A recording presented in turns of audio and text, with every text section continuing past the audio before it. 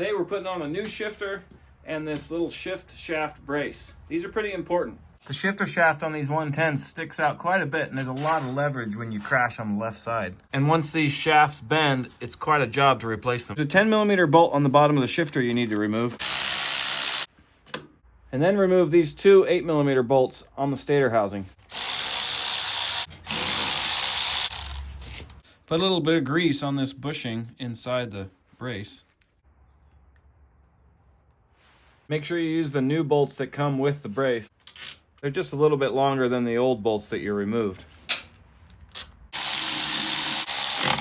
These get torqued to 110 inch-pounds.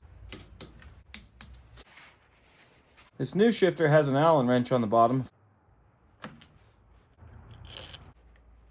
See, with this brace in there, it provides a lot more support for that shaft. Brackets are only about $15, and I highly recommend it. It's like I said, once that shaft bends, it's a real job to get it changed. I also have a playlist for all the other 110 things we're doing. Next is these springs and the damping rods from BBR for this bike.